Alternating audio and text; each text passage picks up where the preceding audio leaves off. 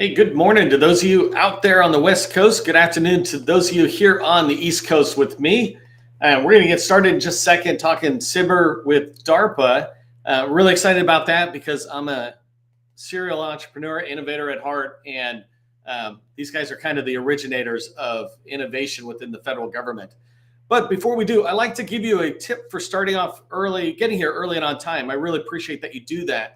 When you do it, LinkedIn pushes the word out to more people. So make sure you put your company name and core competency into the chat. You can use 2 or 3 words that just say what your company does. We're just trying to get people in the chat to be able to notice you, and maybe you two could take it offline and build your connection in an intro call or something. But my tip for you is that if buyers and teammates can't find you, then they can't work with you. And so you need to make yourself more visible.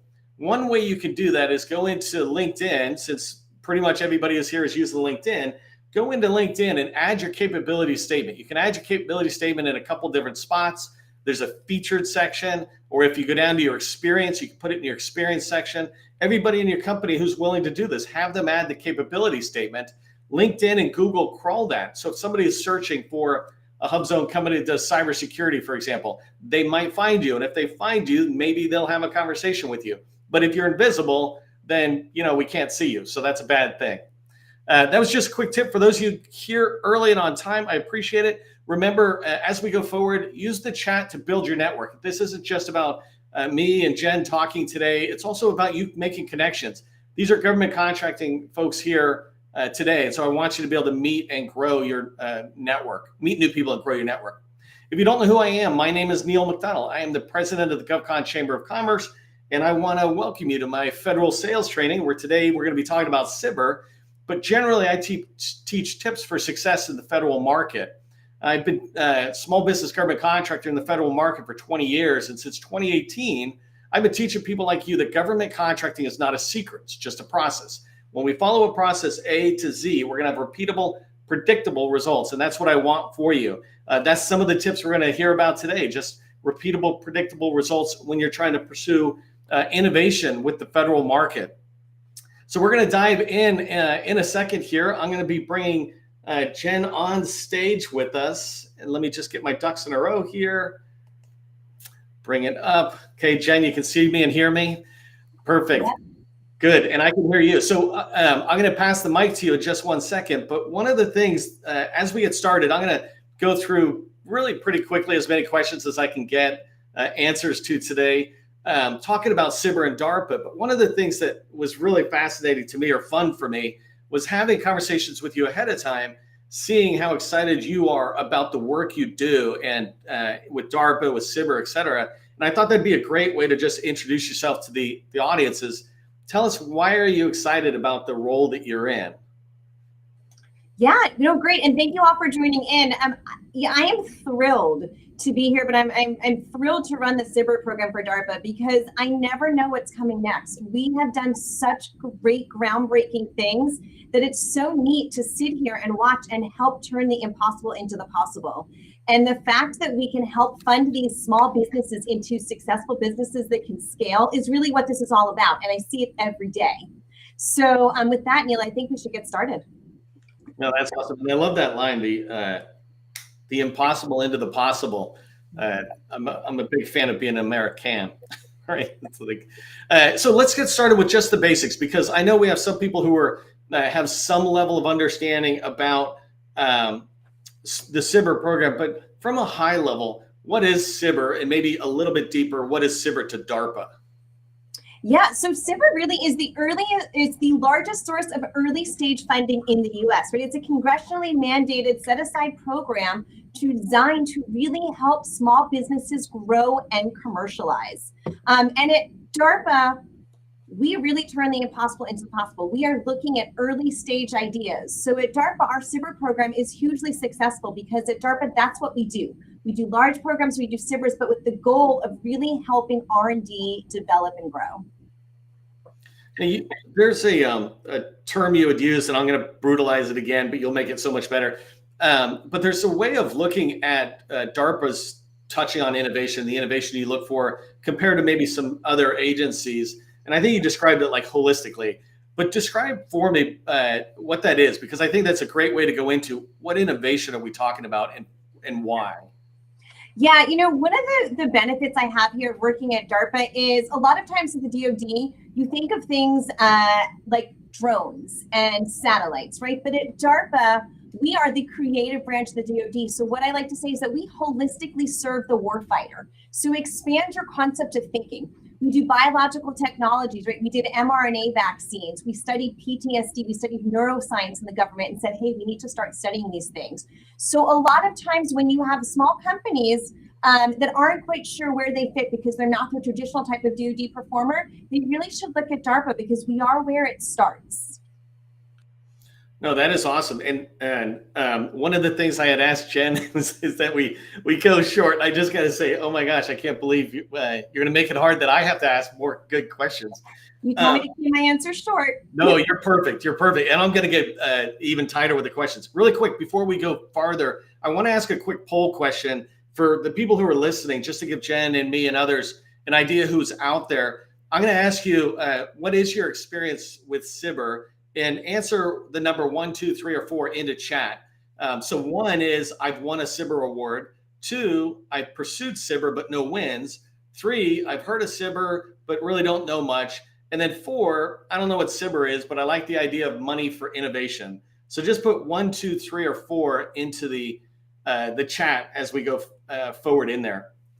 I want to dig a little bit more, expand a little bit more into the innovation, because I know, Jen, one of the struggles small businesses, and I think in particular government contracting small businesses, those of us who are in the federal market, sometimes we don't see where our innovation fits. But I had a company as an example who had, let's call it a venture side of their own, where they were training basically an AI model or something on how to properly pull a weapon for law enforcement.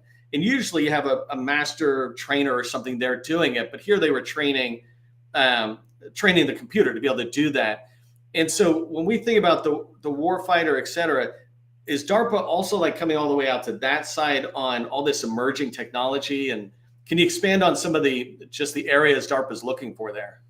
Yeah, let's pull this up a level. So DARPA is composed of 6 technical offices. We have sort of the sciences offices and the technology offices. We've got a basic science or defense sciences office. We actually call them DARPA's DARPA. They are the mad scientists. They are the creative branch. And then we've got our biological technologies, which kind of does what you would expect. But then we have our information innovation office, which really does a lot of cyber and AI and ML and NL. It runs the gamut. And then we've got more specific offices, our microsystems technologies office, and we have our strategic technologies office and our tactical technologies office. And the way to kind of figure out what we're interested in is to check our websites. And I'm going to be a little bit wordy here just for a second, Neil. Yep. But DARPA is composed of about 150 to 120 technical program managers at any given time. And I say at any given time because they are here for terms. They rotate in and out. They know that right when they get here, they got to start thinking about an exit strategy, because if we are to stay ahead of state-of-the-art technology, we can't do that by having the same people here. So what happens is our thrust areas in our technical offices change quite frequently based on the makeup of our program managers. So I always say, take a look at our website to kind of see what the latest thing is that we're interested in. And if not, check that URL down by where my name is. We have our first ever partnership intermediary agreement, DARPA Connect, DARPAconnect.us. They are designed to help you break into the DARPA market. My director likes to say that what keeps her up at night is not all the scary things she knows about. It's the fact that she knows there's great ideas out there. There's innovators like everybody here, but we're not hearing their ideas. And I'm seeing lots of 3s and 4s coming through on the chat. We're not hearing your idea because you don't know how to work and partner with us. So they are designed to help you partner with us and find a home for your research.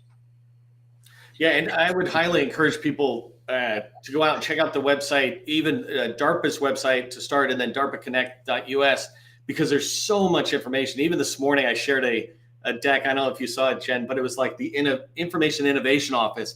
And I'm just reading through, and it's just staggering the stuff that they're talking about. And IT is kind of my world, so I relate a little bit to it. But let me, and by the way, just if somebody, I'm not sure if I saw it, but if somebody's feeling generous, put www.darpaconnect.us into the chat, because that's really the starting place for your exploration into DARPA innovation, et cetera. So we'll come back maybe and talk about that in a minute. So, and by the way, I love DARPA's DARPA. I got to go look, go dig further into that. People who have been at this a little while, they get better at it, so they feel more comfortable talking to DARPA or coming in, talking to those program managers or whoever, right? How about these people who are doing 4s? And 3s probably is the better one, because they heard about it, but maybe we're nervous. How do we get started before even maybe responding? And we can talk about the process in a second, but just, I mean, can I pick up the phone and call people? What's your thoughts on even finding out whether you like the idea or not? I love that. Yeah, you know, I like to tell people the only thing standing between you and working with DARPA is you. We are a small, agile agency. We are so different than the services, right? Or even than the large DoD that Gina talked about yesterday. We are a small agency. We want to hear from you. A lot of times our ideas for programs or SBIRs or seedlings come from conversations with you all. But the best way to engage really is to reach out to a program manager. They're all listed on our website, and you can send an email. But what I like to say is go to DARPA Connect, and they will help you craft that email. Our PMs travel about 100 days of the year. They're constantly on their data phones, right? So DARPA Connect will help you craft an email that's about 1 screen size big. That's all they got, so they don't have to scroll, to really help you get their attention.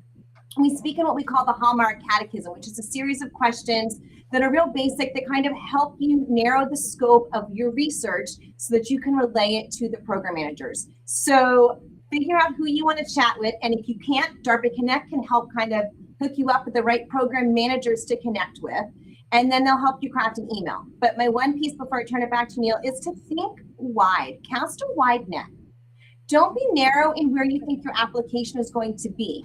Oftentimes, there are lots of different applications for you within the DoD or within DARPA.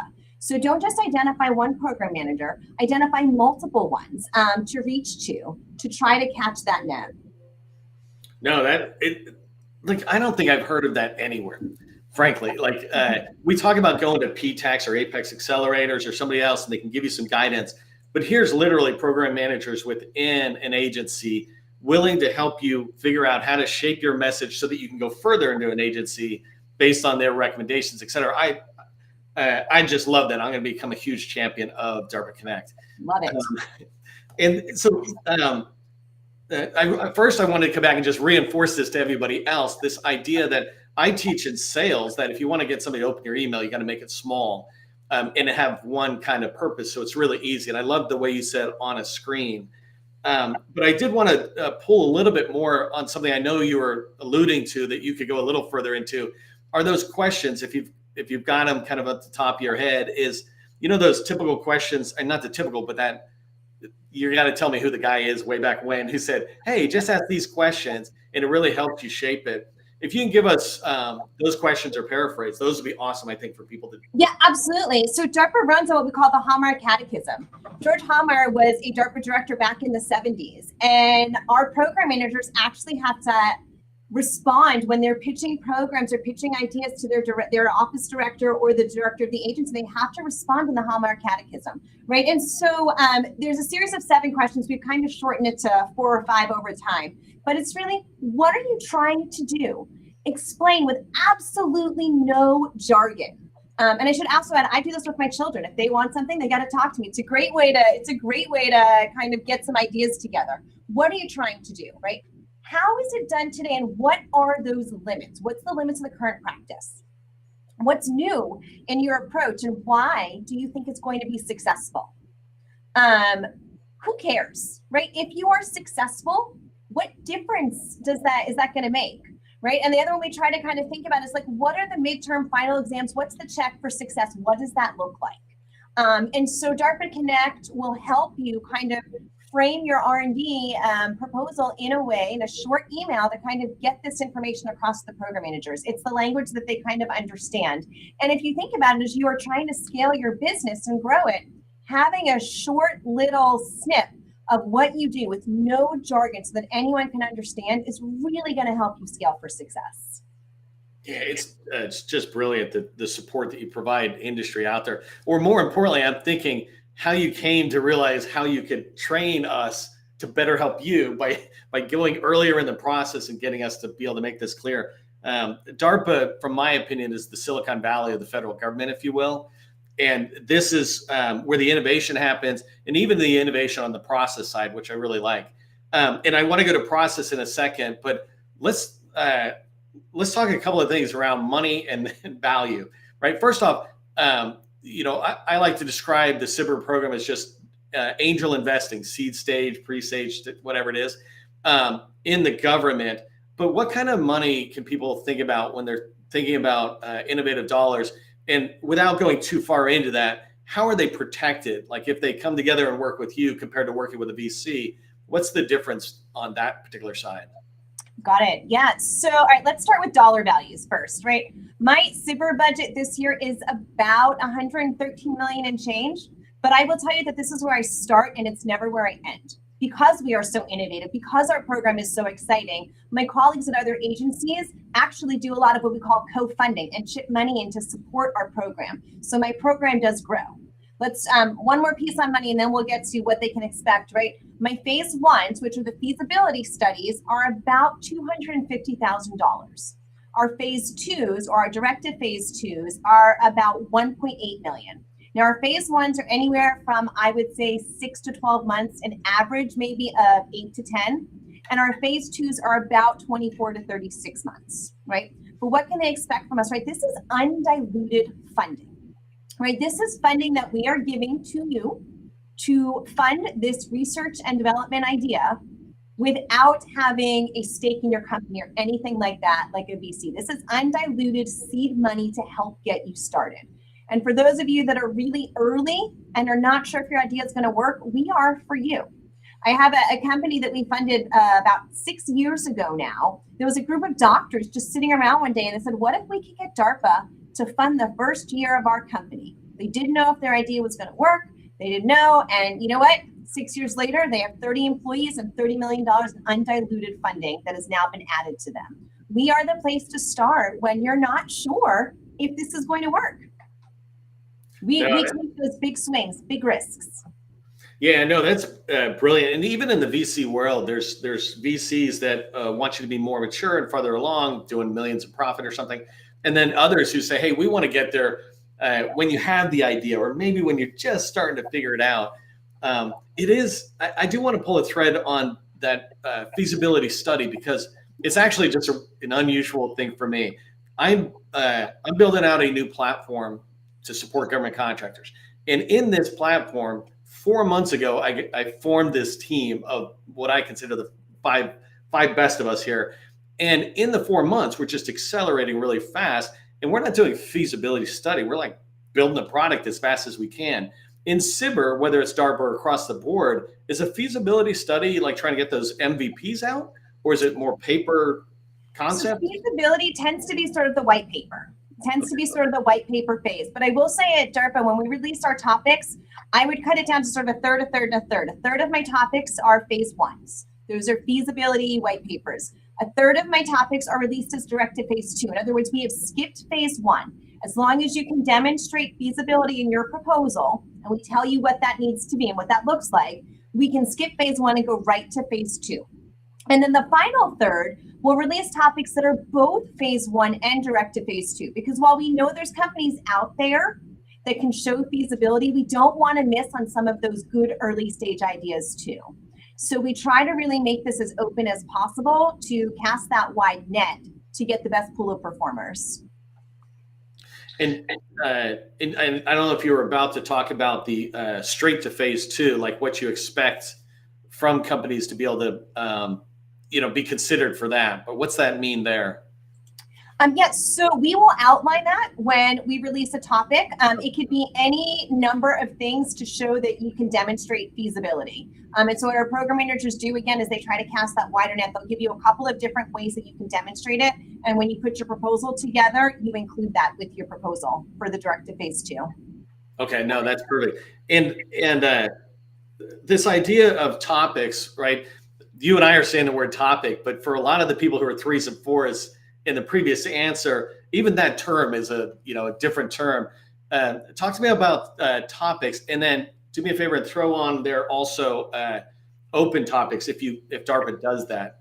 Yep, absolutely. So we do have an open topic. It actually is out on the street right now. We do an open tailored topic, as was sort of required in the Civil Reauthorization Act a few years ago. But most of our topics are what I'll call more narrow and more specific. At DARPA, we do things a little different because, well, we're DARPA. And our program managers are the ones that draft these topics. So these are problems that we want solutions for. We don't mandate the solution. We don't tell you the approach. We throw out the topic and say what we kind of want the final end state to look like. And it's all of you. It's all of you proposers that kind of respond and tell us how we can get there. So they tend to be very specific, but they are from one of our 6 technical offices. And I will say this program is so popular that probably use of the SBIR program is about even with all of my 6 technical offices. Even some of the ones that tend to be a little higher TRL use this program quite successfully to help come up with some great new ideas. No, that's perfect. And I want to pull a thread a little bit more on the open topic because I think I got an idea of the answer. But let me do another quick poll of the audience who's listening. Just tell us about yourself. In this particular case, answer number 5, 6, or 7. Just put 5, 6, or 7 in the chat. Put 5 in the chat if you're an existing government contractor in SAM. Put 6 in the chat if you're not in SAM but plan on being in there. And put 7 in there if you're wondering who this SAM guy is or what is SAM. So 5, 6, or 7 in the chat. It just lets us know your journey, and anywhere is fine. Let me pull a little bit more thread on the open topic or the ideas, because what's interesting, I'm still learning. I talk about I'm an expert in government contracting, but I'm not an expert in everything. There's so much to learn. It's from a SBIR open topic. I thought that was where maybe I brought new ideas, but it sounds like maybe the way I get my ideas into the DARPA mix, if you will, are these program managers going through DARPA Connect, but these program managers. Yeah, so I would say because we're a lean agency, we can't have a true open topic because we would be so inundated and we may not have the right expertise. So we do a tailored open topic based on sort of feedback and needs that we're hearing. But yeah, the best thing to do is honestly, and we're different from any other agency, we want you to engage and talk with us. We are not a big building with millions of people in it. There is 1 or 2 program managers that do a specific research in the area, and they all know each other. So we want you to reach us because you could be giving them your idea for their next SBIR topic that they release. We also do have other smaller efforts, so I'm going to pump those just for a minute. Then we have smaller efforts that are called seedlings, and we have explorations and advanced research concept topics. So reaching out to these program managers, they'll give you feedback on your idea, and they'll maybe say, hey, drop a white paper in because we want to do a seedling with you. Or they'll say, hey, maybe you should take a look for a topic in a couple of months because this is a great idea. But we do get our ideas from talking with innovators. No, that's perfect. And one of the, it's funny, Gina Sims from DOD, yesterday we were talking and she goes, oh, I like talking about money because there's an important part of it or something. And it just happened to be the way she answered a particular question and I threw it. I was like, that's good because we all like talking about money too. Money helps us be able to innovate much more efficiently at the very least. And but so money makes sense for industry.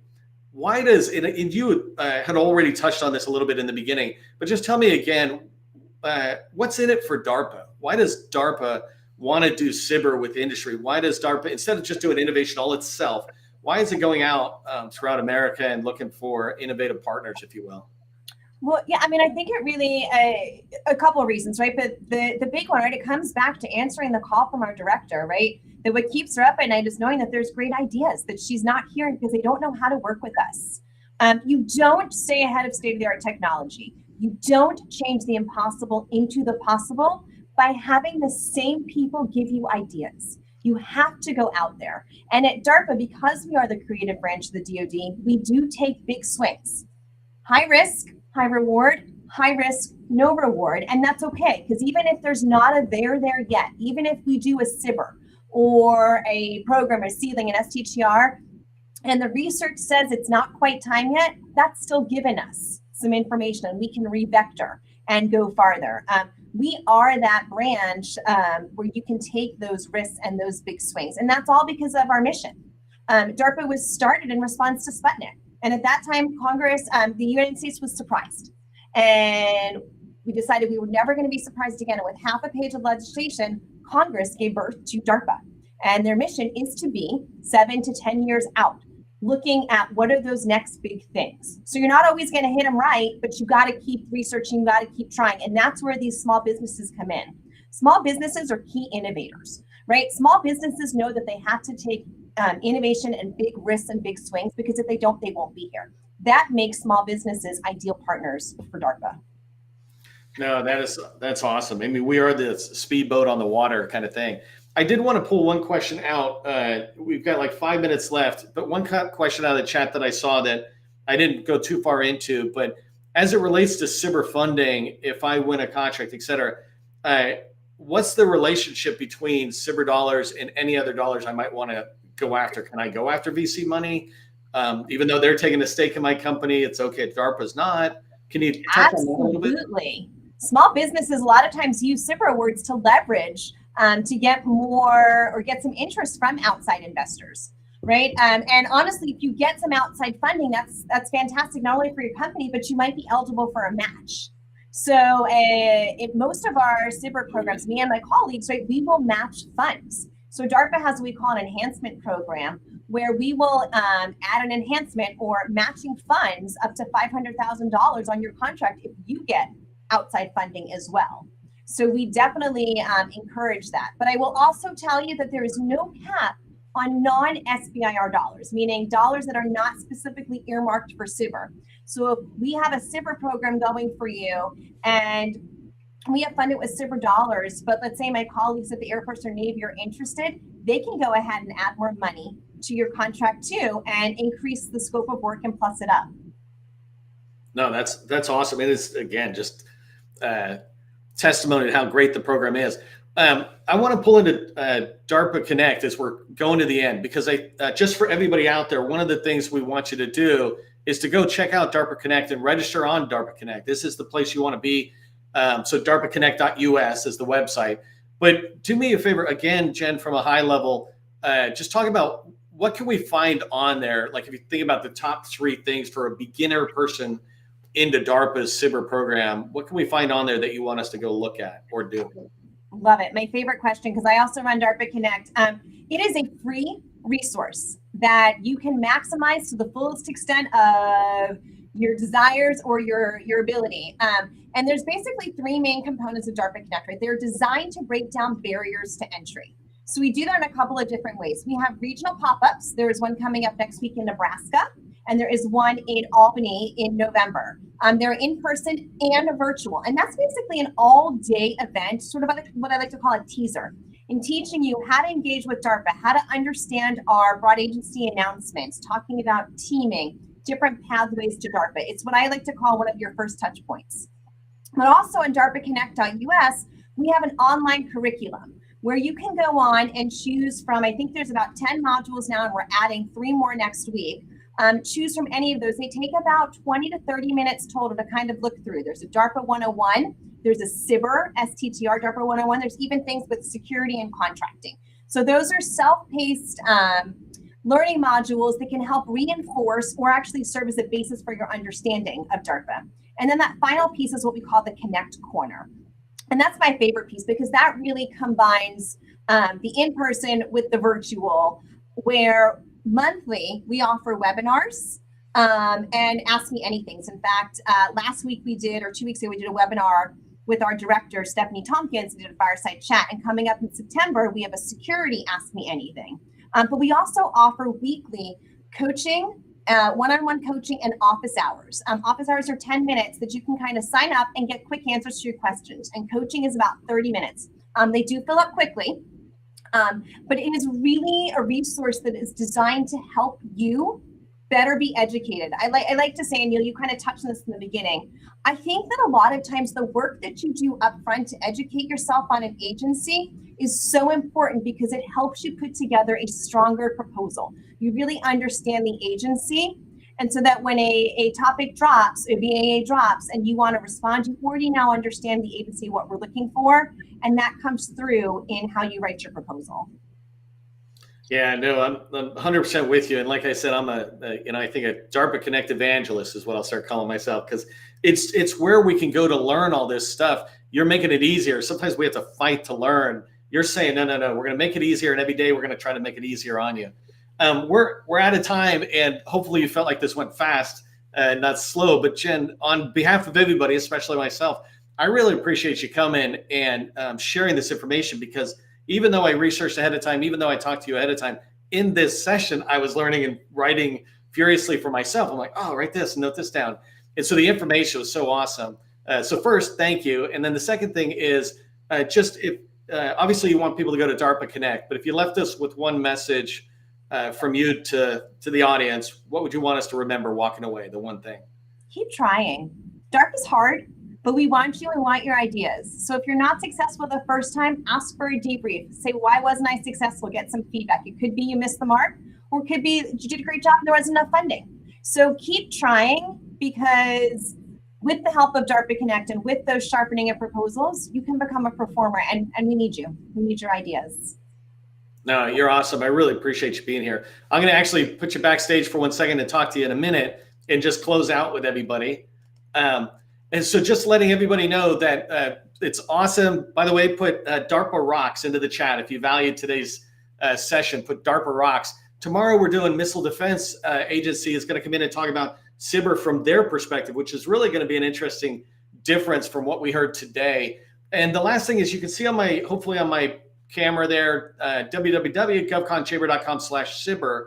We're planning a much broader SBIR event. And if that's something you're interested in, go to govconchamber.com/SBIR and you can register for the wait list. Plus, when we have all these replays ready, we'll just package them up and tell you where they're at.